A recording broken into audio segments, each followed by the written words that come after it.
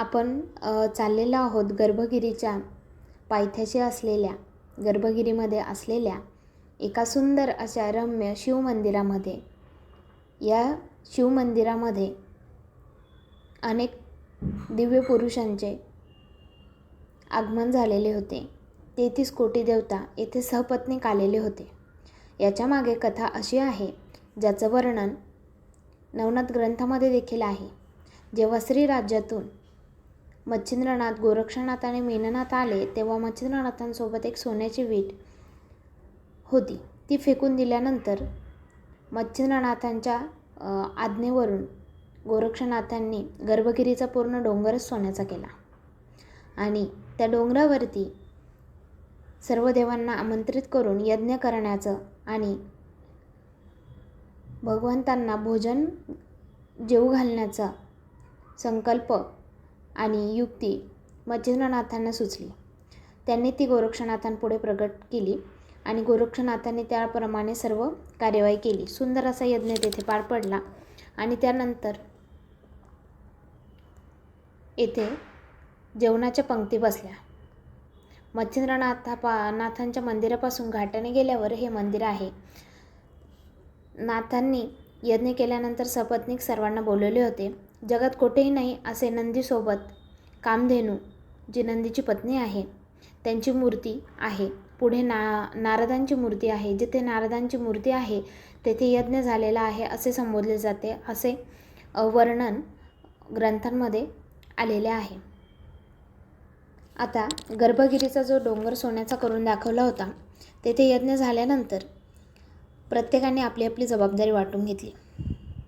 7 सटवायांनी सडामार्जन करून रस्त्याचे येण्याच्या रस्त्यामध्ये सुशोभीकरण केले.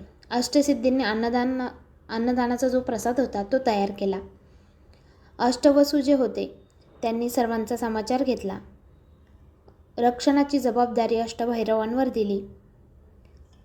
जलदेवी आणि प्रसन्नमाता यांनी भोजनाची वाढायला पंक्ती घेतल्या. अष्टसेन यांनी प्रत्येकांना विडा दिला. अप्सरा आणि किन्नर यांनी नृत्य आणि गायन केले. वृद्ध रूपात भगवान शंकरांनी देखील पंक्तीमध्ये तूप वाढायचे काम केले. अशा पद्धतीने येथे खूप छान असा यज्ञ आणि भोजनाचा कार्यक्रम संपन्न झाला. म्हणून येथे दर्शन नक्कीच घ्यायला गेले पाहिजे आणि तेथील दिव्यत्वाचा अनुभव घेतला पाहिजे. येथे दर शिवरात्रीला लिंगामध्ये थोडी थोडी वाढ होत असते. हे लिंग स्वयंभू आहे. जेव्हा भगवान शंकरांना नाथांनी या लिंगामध्ये प्रवेश करून येथे राहण्यासाठी, येथे त्यांचं वास्तव्य असण्यासाठी प्रार्थना केली, तेव्हा ते जेव्हा लिंगामध्ये सामावले तेव्हा त्याचं तेज इतकं होतं की ते नंदी आणि कामधेनू मातेला सहन झालं नाही, म्हणून त्यांची मान थोडीशी बाजूला झालेली आहे. हे त्याचं कारण आहे. यानंतर शंकर तेथे अवतीर्ण झाल्यावरती अतिशय प्रचंड प्रमाणामध्ये गंगा माता तेथे प्रकट झाल्या आणि पाणीच पाणी सर्वत्र होते. त्यावेळी पार्वती माता तेथे येऊन त्यांनी भगवान शंकरांना विनंती केली आणि त्यांच्या विनंतीला मान देऊन तेथे शांत रूपामध्ये जे अतितीव्र लिंगेतून पाणी वाहत होते ते सौम्य झाले. अशा पद्धतीने म्हणून तेथे पार्वती मातेची मूर्ती शंकरांच्या मागच्या बाजूला स्थित आहे. मकर संक्रांतीला मोठा उत्सव असतो. विशेषतः महिलांना इथे प्रवेश असतो. पुरुषांना प्रवेश दिला जात नाही.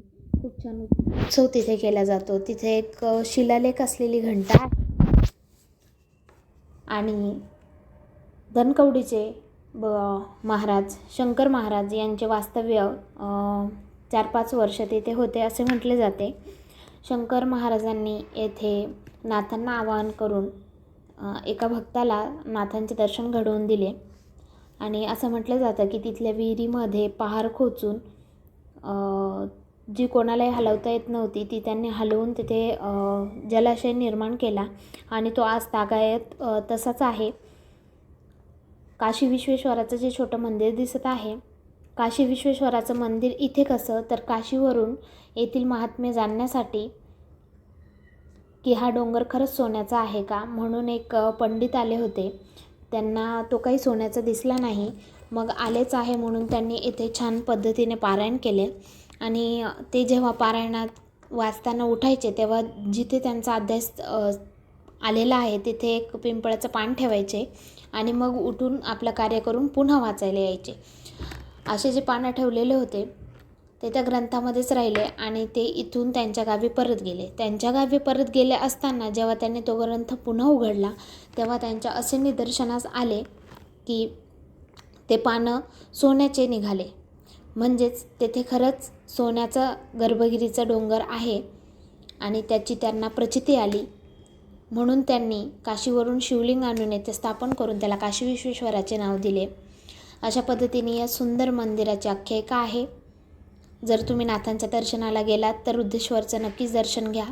खूप सुंदर तेथे प्रवेशद्वार बनवण्यात आलेले आहे आणि खूप छान तेथे वातावरण आहे. संध्याकाळी सहसा थांबू नये, कारण एकांताचं ठिकाण असल्यामुळे. दिवसा दर्शन घेतलेलं कधीही उत्तम.